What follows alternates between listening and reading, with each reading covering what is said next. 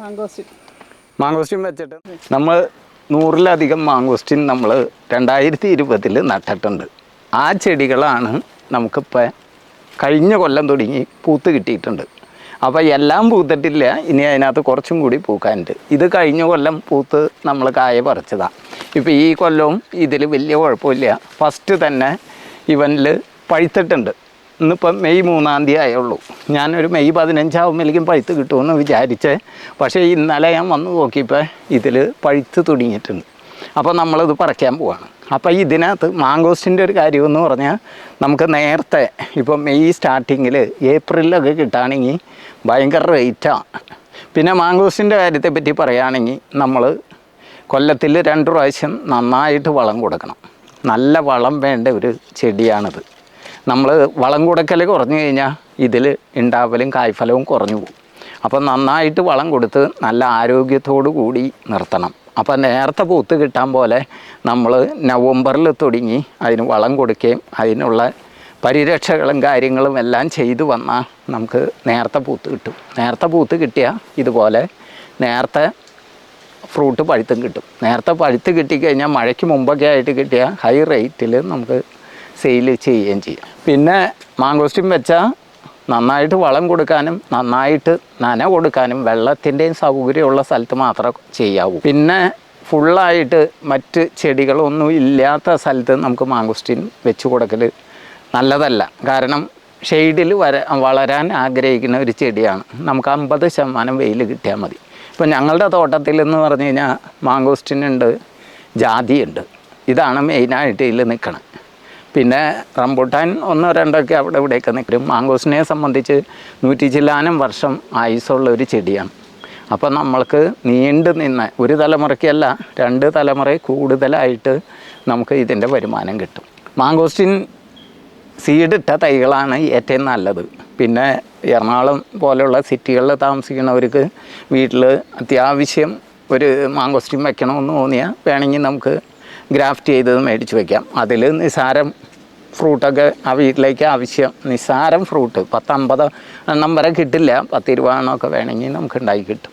ഏറ്റവും നല്ലത് seed മുളപ്പിച്ചത്. Seed മുളപ്പിച്ച ഞാനിവിടെ വെച്ചതെന്ന് പറഞ്ഞാൽ സീഡ് മുളപ്പിച്ച 1 വർഷം കഴിഞ്ഞ തൈകളാണ് വെച്ചത്. നമുക്കിപ്പോൾ ശരിക്കും 6-ാം വർഷത്തിൽ തന്നെ കുറച്ച് കായ്ച്ച് കിട്ടി. ഇപ്പോൾ 7 വർഷമായി. പിന്നെ ഇനി ഒരു ശരിക്കും ഇതിനകത്ത് നന്നായിട്ട് ഈൽഡ് കിട്ടണതെന്ന് പറഞ്ഞാൽ ചെടി ഒന്നും കൂടി വളർന്ന് വലുതായി ഒരു 10 വർഷമൊക്കെ ആകുമ്പോഴേക്കും നമുക്ക് നല്ല ഒരു വരുമാനം കിട്ടുന്ന ചെടിയായി മാറും. അപ്പോൾ എന്നെ സംബന്ധിച്ചിടത്തോളം പറഞ്ഞു കഴിഞ്ഞാൽ റംബൂട്ടാനേലും കൂടുതൽ എനിക്ക് താല്പര്യം മാങ്കോസ്റ്റിനോടാണ്. കാരണം എന്താണെന്ന് ചോദിച്ചു കഴിഞ്ഞാൽ റംബൂട്ടാനാണെങ്കിൽ നമ്മൾ വലയിടണം, അതിനെ പ്രൂൺ ചെയ്യണം, ഇങ്ങനെ 100 കാര്യങ്ങളുമായിട്ട് അതിൻ്റെ പിന്നാലെ ചെല്ലണം. അപ്പം മാങ്കോസ്റ്റിനാണെങ്കിൽ നമുക്ക് അങ്ങനത്തെ കാര്യങ്ങളൊന്നും ചെയ്യണ്ട. ഫ്രൂട്ട് ഉണ്ടാകുമ്പോൾ പറിച്ചെടുക്കുക, നന്നായിട്ട് നന കൊടുക്കുക, അതുപോലെ വളം കൊടുക്കുക. ഇത്രയും കാര്യങ്ങൾ ചെയ്താൽ സ്വസ്ഥം സുന്ദരം നല്ല വരുമാനവും കിട്ടും. ഒരു 10-50 കായയുടെ അടുത്ത് ഇതിൽ കിട്ടും. ഇപ്പം തന്നെ ഒരു 5-6 എണ്ണം ഇതിൽ പഴുത്തിട്ടുണ്ട്. ഞാൻ പറിച്ചെടുക്കാം. നമ്മുടെ വീട്ടിലെ 2 വലിയ മരങ്ങൾ ഒഴിവാക്കി കഴിഞ്ഞാൽ ബാക്കിയെല്ലാം ഒരേ പ്രായമുള്ള മരങ്ങൾ തന്നെയാണ് കേട്ടോ. അപ്പം നമ്മുടെ ഈ വർഷത്തെ മാങ്കോസ്റ്റ് വിളവെടുപ്പ് നമ്മൾ മെയ് 3-ാം തീയതി ഉദ്ഘാടനം ചെയ്യുകയാണ് കേട്ടോ. കയ്യെത്തും ദൂരത്ത് പറിക്കാവുന്ന മാങ്കോസ്റ്റിൻ ഫ്രൂട്ട് ഉണ്ടായി കിടക്കുന്നു. ഇത് ഈ കൊല്ലം ആദ്യമായിട്ട് കായ്ച്ച ചെടിയാണ്.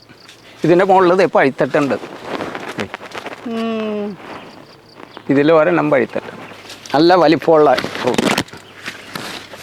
മാങ്കോസ്റ്റിൻ ഫ്രൂട്ട്സ് ആവശ്യമുള്ളവർ എത്രയും പെട്ടെന്ന് തന്നെ നമുക്ക് വാട്സപ്പ് ചെയ്യുക. ഡേറ്റ് നോക്കുക. നമ്മൾ ഈ വീഡിയോ ചെയ്യുന്നത് മെയ് 3-ാം തീയതിയാണ് കേട്ടോ. നമ്മൾ DTDC കൊറിയർ വഴിയാണ് ഫ്രൂട്ട്സ് അയച്ചു കൊടുക്കുന്നത്. ഇതിപ്പോൾ നമ്മുടെ വീട്ടിലെ മാങ്കോസ്റ്റിമരാണ്. ഇതിൽ നന്നായിട്ട് കായ പിടിച്ചിട്ടുണ്ട്. അപ്പോൾ ആദ്യത്തെ വർഷങ്ങളിൽ കായ കുറച്ചേ ഉണ്ടാവുള്ളൂ. മരത്തിൻ്റെ വലിപ്പം അനുസരിച്ചായിരിക്കും അത്. കുറച്ചൊരു മരമൊക്കെ വലുതായി കഴിയുമ്പോൾ കൂടുതൽ കായ ഇത് നമുക്ക് കിട്ടുന്നതാണ്. ഇപ്പോൾ നമ്മൾ അവിടെ ഒരെണ്ണത്തിൽ പറിച്ചു, ഇതിൽ 1 എണ്ണം പഴുത്ത് കിട്ടി. ഇനി അടുത്തയിൽ പോയി അവിടെ നിന്ന് പറിക്കാം. അതിൽ 3-4 കിട്ടും. ഇതൊക്കെ കഴിഞ്ഞ കൊല്ലം ഫ്രൂട്ടായ ചെടിയാണ്. ഈ കൊല്ലം ഇപ്പം നന്നായിട്ടുണ്ട് ഇതിനകത്ത്. അതവിടെ പഴുത്തത് എനിക്ക് കാണാം. പറഞ്ഞല്ല ഒന്നല്ല പലതുണ്ട്. ഇവിടെ താഴെ വരെ ഉണ്ട്. നമുക്കിപ്പോൾ ഈ മരത്തിൽ നിന്ന് 6 ആദ്യമായിട്ട് പറിച്ചതാണെങ്കിൽ കൊല്ലത്തെ 6 ഫ്രൂട്ട് കിട്ടിയിട്ടുണ്ട്. അപ്പോൾ മാങ്കോസ്റ്റിൻ്റെ ഒരു പ്രത്യേകത എന്ന് പറഞ്ഞാൽ നമുക്ക് ഇതാണ് ശരിക്കും കഴിക്കാൻ പാകമായത്. ഇത് ഒരു 2 ദിവസം കഴിയുമ്പോഴേക്ക് ഈ കളറായി കിട്ടും. അപ്പോൾ മാങ്കോസ്റ്റിനെ സംബന്ധിച്ചുള്ള പ്രത്യേകത എന്താണെന്ന് വെച്ച് കഴിഞ്ഞാൽ നമുക്ക് ഈ പാകമാകുമ്പോഴേക്ക് നമുക്ക് പറിച്ചെടുക്കാം. നമ്മൾ ഇരുന്ന് പഴുത്തോളും. അപ്പോൾ നമുക്ക് ആർക്കെങ്കിലും അയച്ചു കൊടുക്കുകയോ കാര്യങ്ങളൊക്കെ ചെയ്യണതിന് നമ്മൾ ഇവിടുന്ന് ഈ പാകത്തിലുള്ളത് അയച്ചു കൊടുത്താൽ അവർക്ക് കിട്ടുമ്പോഴേക്കും കൊറിയർ വഴി വിട്ടാൽ തന്നെ അവിടെ കിട്ടുമ്പോഴേക്കും ഈ പാകവും. അപ്പോൾ മാങ്കോസ്റ്റിന് ഷെൽഫ് ലൈഫ് കൂടുതലുണ്ട്.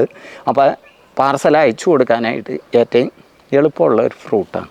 റംബുട്ടാനെ സംബന്ധിച്ച് ശരിക്കും മരത്തിൽ കിടന്ന് എത്ര പഴുക്കണോ അത്രയ്ക്കും നന്നായിട്ട് പഴുത്തതിന് ശേഷം മാത്രമേ നമുക്ക് വിളവെടുക്കാൻ പറ്റുള്ളൂ. പറിച്ച് കഴിഞ്ഞാൽ പിന്നെ അത് പഴുക്കില്ല. അപ്പോൾ മൂപ്പ് കുറവിൽ പറിച്ച് കഴിഞ്ഞാൽ ടേസ്റ്റ് ഒന്ന് കണ്ടേ. നമ്മൾ എല്ലാത്തിൻ്റെ അടുത്ത് പോയി നോക്കണം. ഇതിപ്പോൾ ഇന്ന് പറിച്ചില്ലെങ്കിൽ നാളെ താഴെ വീഴും. താഴെ വീണ മാങ്കോസ്റ്റിൻ ഗുണം കുറവാണ്. കാരണം അതിൻ്റെ ഉള്ളിൽ ഒരു പാട് പോലെയൊക്കെ വരും. അപ്പോൾ ടേസ്റ്റ് പോവും.